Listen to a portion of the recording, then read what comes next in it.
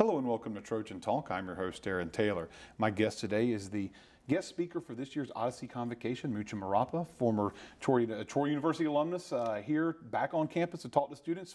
Thanks for joining us today. My pleasure, Aaron. Thank you. And first off, before we get into talk about the convocation, what you said there, tell us a little about yourself and what you're doing nowadays.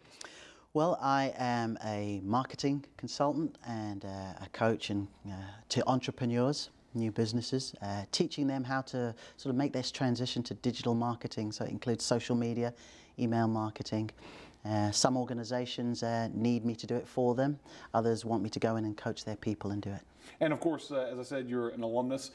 You were here, and as here you were involved with the athletic program here, correct? Correct. I played on the tennis team as well as spending some time around the studio here as well. And so let's talk now about bringing you back for the Odyssey Convocation. How did it feel to be offered the opportunity to be able to talk at the convocation? Well, I've said a couple of times, it's the biggest honor of my life, you know, because number one, to have the Chancellor ask me personally. Over the last few years, he's been saying, you've got to come back, and I've been saying, I'm coming back, but this was a project, and when he explained Odyssey and what it meant, that just made it even more significant, and I said, look, I've got to be here. And of course, for you, you talk about being an honor, and you had a chance to talk to the incoming freshmen. For those who are uninitiated out there, the Odyssey Convocation is an opportunity of the first big event for freshmen on campus. So you're pretty much, they've been on campus for maybe 24 hours before they come and they see you. What did you hope that they were going to learn from you in taking part in this convocation? Well, what I always try and do, and it's something that I do in the business world, is you try and learn and understand as much about the people you're going to be talking about. And what I felt was that not only were the students there, they're the parents there. So I said to myself, well, what are the parents thinking? What's going through their thoughts? What are they worried about? And then with the students as well, what are they thinking? So when I put together my speech and my encouragement, number one, I wanted to first say to the parents, look, you've made a fantastic choice. Appreciate that it's tough for you now, you know, sort of it's the start of a new time in their lives, if you like, but they're in good hands here.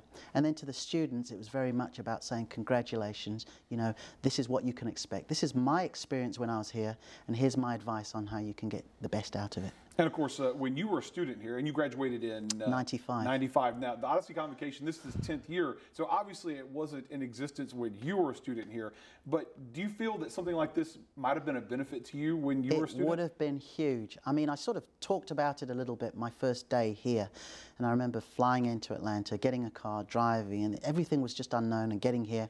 And I actually got to know some local folks first out on the golf course. That was my introduction to the town. And I just feel that, you know, there's a saying that, you know, before you go into the woods, you know, you get the map before you go into the woods. And I just think this would provide that sort of initial step into, at the time, something that's unknown. And of course, for a lot of the students out there, it may be scary for them walking the situation, and the chance to see someone who's gone through it and someone who has succeeded since they left here, obviously that's got to be a benefit.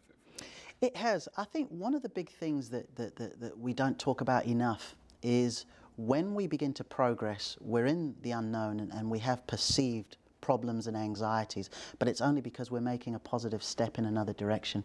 So I just really wanted to underline that. It's kind of like with sports. You say, you know, butterflies and nerves, that's okay. It shows you're present, if you like. And of course, for you, the return trip, have you had a chance to come back to Troy since you graduated? No, this is the first time here in 19 years, and you know, everyone was telling me, look, you're not going to recognize the place. And you know, the funny thing is, so much is different, but I recognize the culture and the spirit.